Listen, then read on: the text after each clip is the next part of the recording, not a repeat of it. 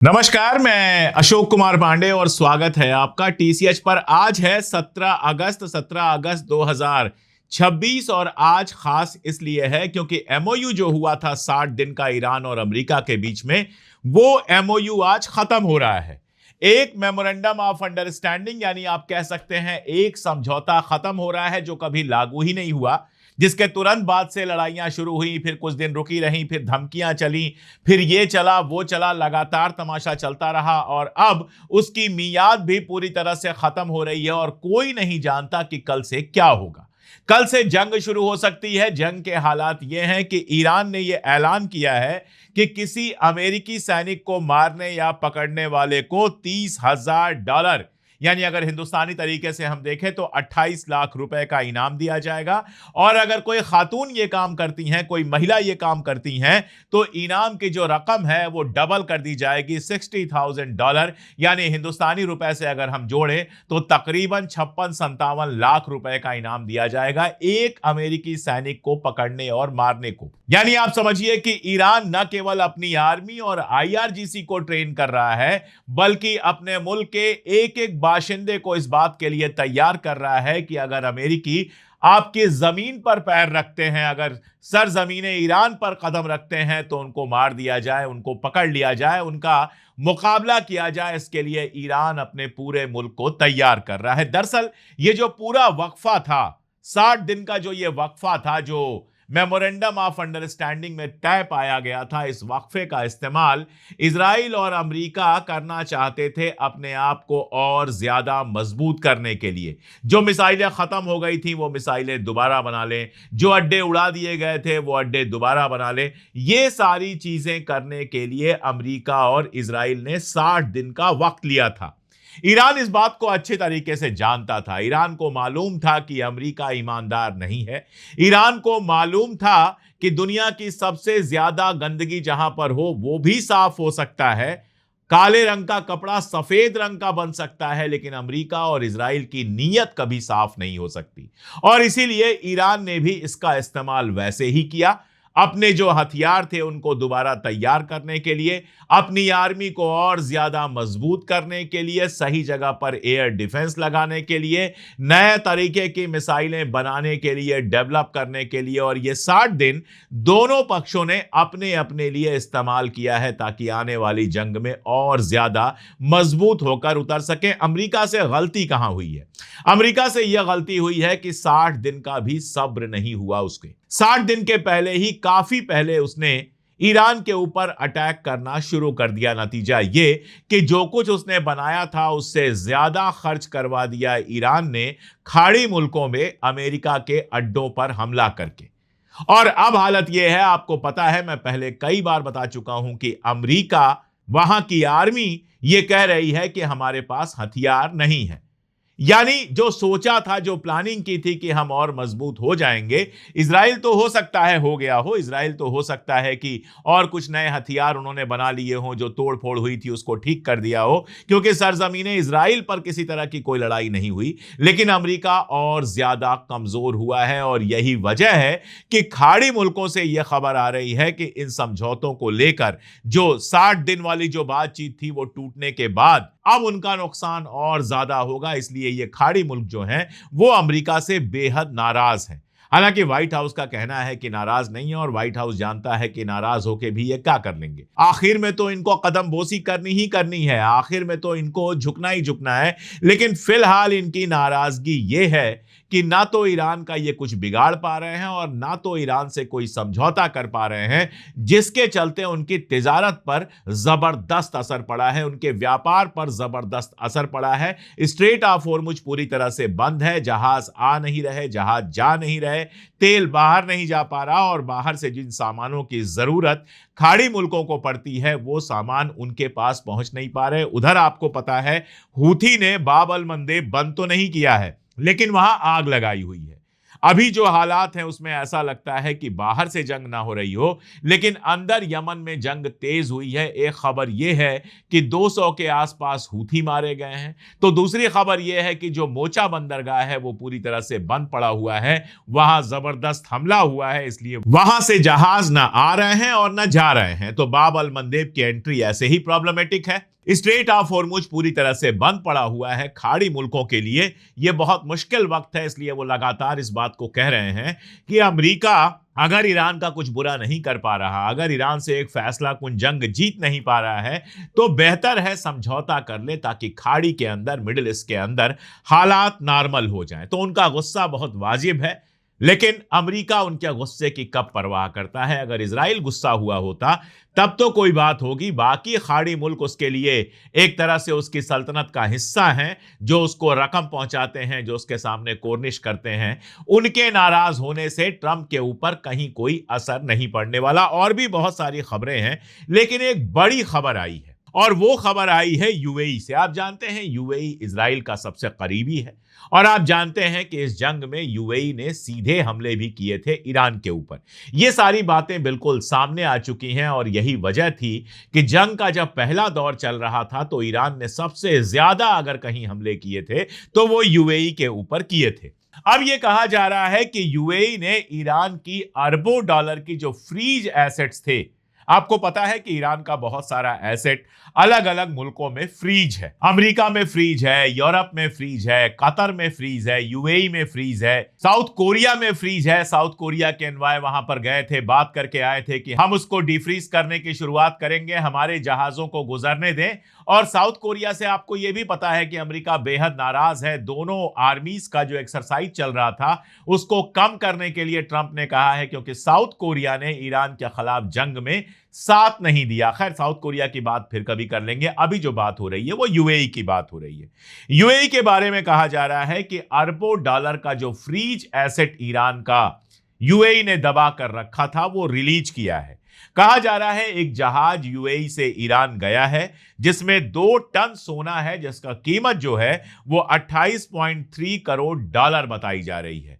इसके अलावा काफी पैसा भी साथ में भेजा गया है। 11 और 12 अगस्त को कहा जा रहा है कि कुछ जहाज अबू धाबी से तेहरान के मेहराबाद और करच के पयाम एयरपोर्ट पर पहुंचे और 1 घंटे वहां रहने के बाद वापस लौट आए। और जो बताया जा रहा है वो ये कि 2 टन सोना है इसमें, और इसके अलावा काफी पैसा भेजा गया है। कुल मिलाजुलाकर 3 अरब डॉलर की संपत्ति ईरान को भेजी गई है, ऐसा कहा जा रहा है। हालांकि यूएई की तरफ से ऐसा नहीं माना जाएगा, कभी नहीं माना जाएगा। यूएई इस बात को कैसे मान सकता है कि उसने ईरान को पैसा दिया है। लेकिन कहा यह भी जा रहा है कि ईरानी एयरलाइन को 15 पुराने पैसेंजर प्लेन खरीदने की इजाजत दी गई है, जिसमें बोइंग 777 और बोइंग 737 के अलावा एयरबस 320 भी शामिल है। अब देखिए, अगर यूएई ने यह पैसा और यह सोना भेजा है तो बिना अमेरिका की इजाजत के यूएई ये काम नहीं कर सकता है। जब तक अमेरिका इसको हरी झंडी नहीं दिखाएगा, ग्रीन फ्लैग नहीं करेगा, तब तक यूएई की हिम्मत नहीं है कि वो एक भी रुपए ईरान में पहुंचा सके। और इसके लिए इजराइल से भी ओके लिया होगा यूएई ने। इसका मानी क्या है?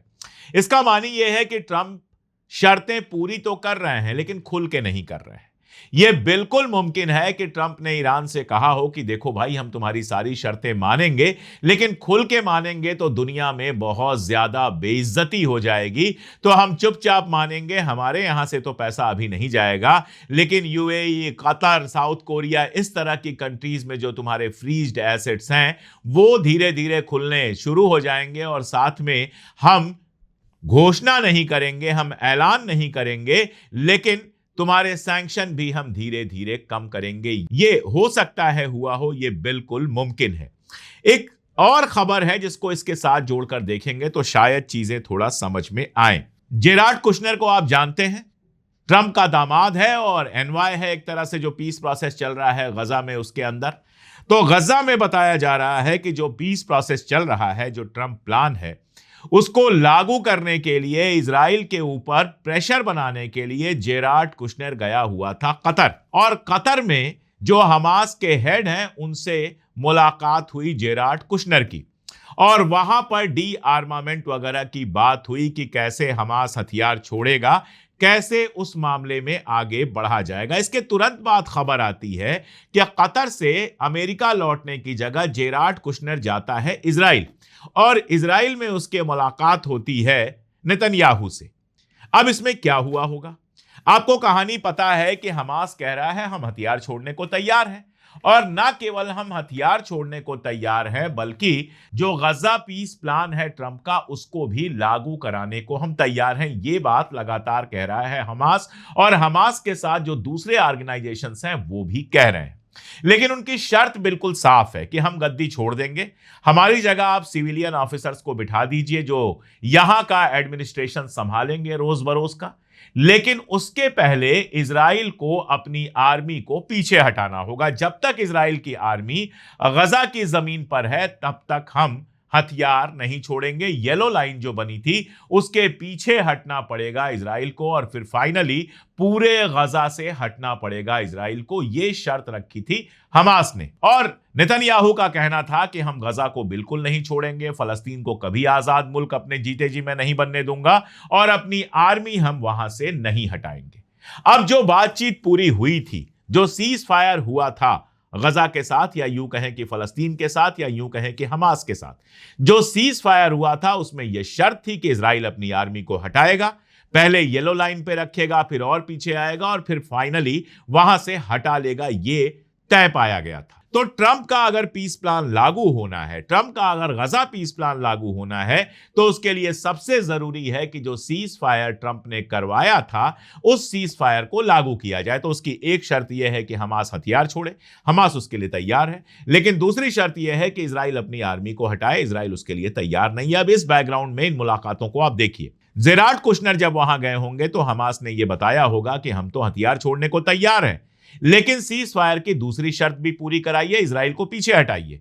और मुझे लगता है कि जेराड कुशनर इजराइल में नेतन्याहू को यही कहने गए हैं कि अपनी आर्मी को गजा से पीछे हटाना शुरू करो। यह बात मैं क्यों कह रहा हूं? मैं इसलिए कह रहा हूं कि इजराइल के अखबार जिस तरह से इस खबर को छाप रहे हैं, उसमें यह कहा जा रहा है कि अमेरिका इजराइल के ऊपर गजा पीस प्लान लागू करने के लिए प्रेशर बना रहा है।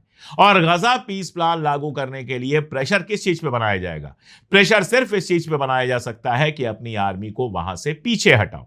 इधर आप जानते हैं कि इजराइल के अंदर प्राइमरी हो रहा है, वहां भी अमेरिका की तरह प्राइमरी होता है। नेतन्याहू की जो लिकुड पार्टी है, उसके कौन से कैंडिडेट होंगे ये तय करने के लिए प्राइमरी चल रहा है। इलेक्शन कभी भी होने वाला है। नेतन्याहू की दिक्कत यह है कि अगर गजा से वो पीछे हटा लेता है अपनी आर्मी को, लेबनान में भी कुछ खास नहीं कर पाता है, और ईरान का वार भी दोबारा शुरू नहीं होता है, तो उसके जो विरोधी हैं वो वहां पर सवाल पूछना शुरू करेंगे और कहेंगे कि हर जगह हम हारे, मिला क्या आखिर इजराइल को इतने पैसे और इतने आर्मी के जवान खर्च करने के बाद भी इजराइल को मिला क्या? तो उसके लिए यह मानना मुश्किल है, लेकिन ट्रंप के लिए कोई एक चीज जरूरी है। कहीं एक उसको जगह उसको दिखाना पड़ेगा कि हम जो चाहते थे हमने किया, जिसको वो मिड टर्म इलेक्शन में अपनी पीठ ठोकने के लिए इस्तेमाल कर सके। ईरान में उसके समझ में आ गया है कि पीठ ठोकने के लिए कुछ नहीं कर सकते हम। अगर दोबारा जंग शुरू होगी, और वो हो सकती है, तो रोज अमेरिकी आर्मी के लोगों के मरने की खबर आएगी, अमेरिकी अड्डों के उड़ने की खबर आएगी, और इजराइल के अंदर भी बम गिरेंगे। लड़ाई लगातार बड़ी होती चली जाएगी, और जमीन पे पैर रखने की कोशिश की तब तो कितने अमेरिकी सैनिक मारे जाएंगे ये गिन पाना भी मुश्किल होगा। तो मुझे लगता है कि यूएई से पैसे दिलवा के कुछ और करके ईरान से वो किसी तरह से कोई समझौता चाहता है, और गजा में चाहता है कि ये पीस प्लान पूरी तरह से लागू हो जाए, कम से कम लागू होना शुरू हो जाए। हमास अपने हथियार रख दे, बिल्डिंग्स कुछ बननी शुरू हो जाए जिनकी तस्वीरें और बाकी सारी चीजें लगाकर वो अमेरिका में ये बता सके कि हमारी जीत हुई है। लेकिन नेतन्याहू क्या उसका खेल पूरा होने देगा? मुझे लगता नहीं है कि वो पूरा होने देगा, क्योंकि इधर कुशनेर से मुलाकात हुई और उसके बाद फिर गजा में बमबारी शुरू हो गई, जिसमें कई लोग मारे गए। तो ये शैतान इतनी जल्दी से बोतल में नहीं आने वाला है, ये बात तो ट्रंप को भी शायद समझ में आ रही होगी। एक और इंपॉर्टेंट खबर ईरान से आई है। आज जब मैं बात कर रहा हूं, मैंने आपको बताया 17 अगस्त है, मंडे है। सैटरडे को, शनिवार को, यानी कि 15 अगस्त जिस दिन था, उस दिन मसूद पेजेश्कियन, जो ईरान के राष्ट्रपति हैं, उनकी मुलाकात हुई है सैयद मुस्तफा खामनेई के साथ और कहा जा रहा है कि इस मीटिंग में उन्होंने रिपोर्ट पेश की है। जाहिर तौर पर यह मुद्दा होगा कि 17 को मेमोरेंडम ऑफ अंडरस्टैंडिंग खत्म हो रहा है और उसके बाद आगे क्या करना है। तो उन्होंने ईरान की जो अभी ताजा अपडेट्स हैं वो भी शेयर की और मुझे लगता है कि जंग के लिए क्या तैयारियां हैं इस पर भी बातचीत हुई और होर्मुज स्ट्रेट को लेकर ओमान से बातचीत जो अभी चली ही जा रही है, जिसको पहले ही दिन लोग कह रहे थे कि बस बातचीत खत्म होने वाली है, फाइनल होने वाली है, और मैंने अपने चैनल पे आपको बताया था कि वो ईरान है, वो ऐसे समोसा वाली डिप्लोमेसी नहीं करता। ये अभी हफ्तों चलेगी और आप देखिए ओमान से बातचीत अभी चली ही जा रही है। इन सारी चीजों के बारे में ऐसा लगता है कि पेजेश्कियान साहब की जो मुलाकात हुई है सैयद मुस्तफा खामनेई से, उसमें डिस्कस किया होगा, सारी बातें आई होंगी। और जो एक थ्योरी चल रही थी कि सैयद मुस्तफा खामनेई बहुत बीमार हैं, बात करने की कंडीशन में नहीं है, वो सारी थ्योरीज अब गड्ढे में चली गई हैं। अब एक बार फिर से सैयद मुस्तफा खामनेई हयात हैं और काम कर रहे हैं, ये बात एस्टैब्लिश हो गई है। तो ईरान हर चीज के लिए तैयार है कि कुछ भी हो सकता है। इस बीच में खाड़ी कंट्रीज से भी उसने कुछ प्रेशर बनाए हैं। कतर पे उसका कहना है कि जिस समय कतर पर लड़ाई चल रही थी, कतर के ऊपर उसका जहाज था, उसके 2 पायलट जहाज के खत्म होने के बाद कतर में लैंड करते हैं, जिनको कतर ने गिरफ्तार करके रखा है। ये कहना है ईरान का और उसने कतर से कहा है कि इन दोनों को वापस करो। हालांकि कतर के जो फॉरेन मिनिस्ट्री के प्रवक्ता हैं माजिद अल अंसारी, उनका कहना है कि हमारे पास कोई भी ईरानी पायलट नहीं है। अब आगे देखते हैं इस पर क्या होता है। उनका यह कहना है कि पायलटों से हमने कांटेक्ट करने की कोशिश की थी और कोई जवाब हमको नहीं मिला, उसके बाद ही हमने उस पर गोलाबारी की थी जिसमें जहाज को नुकसान पहुंचा। पायलट कहां गए हमें नहीं पता है, जबकि ईरान का कहना है कि दोनों पायलट कतर के अंदर हैं और कतर को उन्हें वापस करना होगा। इस तरह की बहुत सारी और खबरें हैं छोटी छोटी जो ये बता रही हैं कि ईरान अपना दबदबा साबित करने की पूरी कोशिश कर रहा है और अगर जंग शुरू होती है तो ईरान उसी ताकत के साथ लड़ेगा और ये जंग एक बड़ी जंग में तब्दील होगी।